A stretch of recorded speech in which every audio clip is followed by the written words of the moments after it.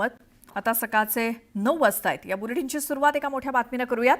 मनोज जरांगेंच्या मुंबई दौऱ्याचा आजचा दुसरा दिवस आहे आणि जरांगे थोड्याच वेळात शिवनेरीच्या पायथ्याशी छत्रपती शिवाजी महाराजांना अभिवादन करून मुंबईकडे मार्गस्थ होणार आहेत। खेड, लोणावळा आणि पनवेल मार्गे ते मुंबईमध्ये रात्री दाखल होतील। मनोज जरांगे हे आंतरवाली सराटीतून मुंबईच्या दिशेने रवाना झालेले आहेत। त्यांचा पहिला मुक्काम हा शिवनेरी पायथ्याजवळ आणि तिथून ते आज मुंबईकडे रवाना होत आहेत। पुन्हा एकदा आज आझाद मैदान इथे ते संध्याकाळपर्यंत पोहोचणार आहेत। ठिकठिकाणी त्यांचं मराठा समाजाकडून स्वागत केलं जात आहे जंगी असं। आंतरवाली सराटी ते मुंबई आझाद मैदान असा हा त्यांचा प्रवास आहे आणि वाटेमध्ये हजारोंच्या संख्येने मराठा बांधव त्यांच्या सोबत सामील होत आहेत। जास्तीत जास्त मराठा बांधवांनी या आंदोलनामध्ये सामील व्हावं असं आवाहन मनोज जरांगे पाटील यांच्याकडून करण्यात आलंय। हे दृश्य आपण बघतोय। रस्त्यावरती संपूर्णपणे मराठा बांधव आपल्याला मनोज जरांगे यांच्या नेतृत्वाखाली मुंबईच्या आझाद मैदान इथे आंदोलनासाठी येताना दिसतायत। ही एक्सक्लुझिव्ह दृश्य आपण बघतोय ड्रोनच्या माध्यमातून घेतलेली। मनोज जरांगे यांच्या नेतृत्वाखाली मराठा बांधव मोठ्या प्रमाणात मुंबईकडे जे काही रवाना झालेले आहेत त्याची ही दृश्य। तर हे मराठा वादळ मुंबईच्या दिशेने रवाना झालंय।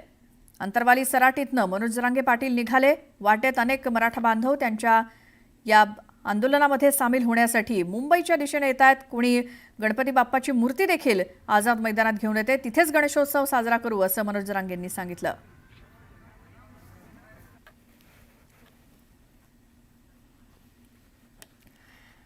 तर मनोज जरांगे पाटील हे अंतरवाली सराटीतून निघाले। त्यांचा मुक्काम हा जुन्नर इथे होता। तिथून आमचे प्रतिनिधी सचिन तोडकर आहेत आपल्यासोबत आणि मुंबईतल्या आझाद मैदान जिथे त्यांचं आंदोलन होणार आहे तिथून आमचे प्रतिनिधी स्नेहा जाधव आहेत।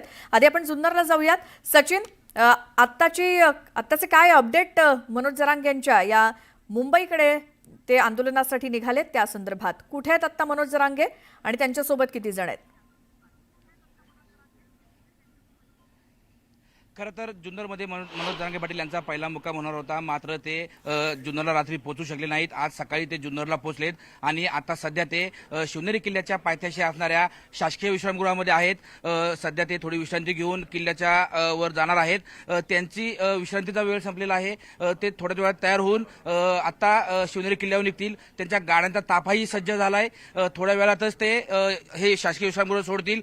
त्यानंतर शिवनेरी किल्ल्यावरती शिवाई मातेचं मंदिर आहे त्या ठिकाणी अभिषेक करणार असल्याची माहिती मिळते आणि त्यानंतर शिवजन्मभूमीची माती कपाळी लावून ते मुंबईच्या दिशेने निघणार आहेत।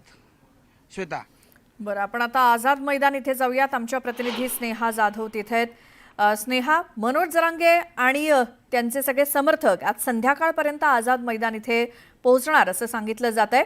तर तिथे काय व्यवस्था? खरं तर उद्या हा भव्य मोर्चा पार पडणार आहे। उद्या हे भव्य असं आंदोलन पार पडणार आहे, परंतु आजपासूनच मुंबईमध्ये याची संपूर्ण तयारी सुरू झालेली आहे।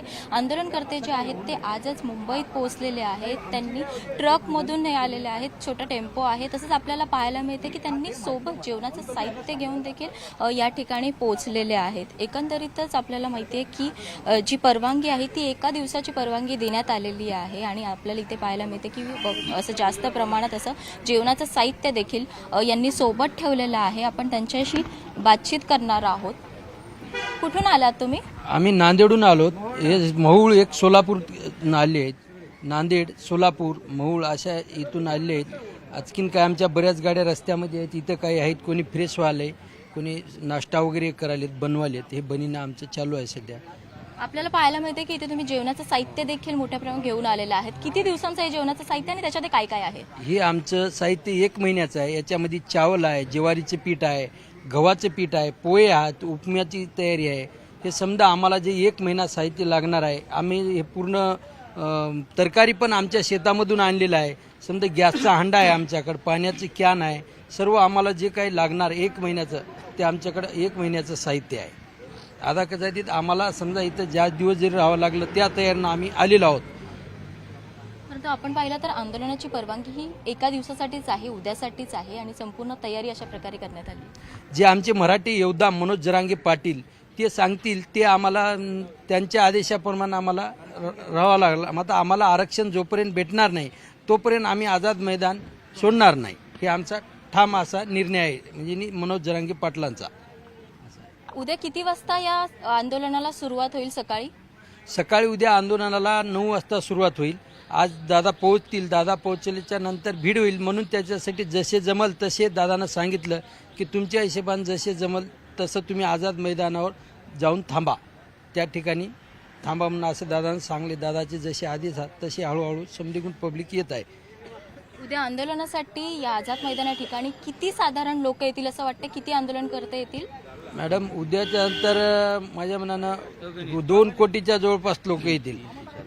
कमीत कमी आता एक अंदाजा 2 कोटी, तर त्याच्या वर जाईल. 3 ते 4 कोटी होईल. तुम्हाला एक आमचं सांगण्यात होतं 2 कोटी. आपण जर पाहिलं तर 2 कोटी लोक या आंदोलनादरम्यान येतील असं आंदोलनकर्त्यांचं म्हणणं आहे. एकंदरीतच 1 महिन्याची तयारी यांच्याकडून करण्यात आलेली आहे. जेवणाचं जे साहित्य लागणार आहे ते देखील 1 महिन्याकरता जे साहित्य लागेल ते देखील त्यांनी आणलेलं आहे आणि जय्यत तयारी आजपासूनच उद्याच्या भव्य आंदोलनाची सुरुवात झालेली आहे.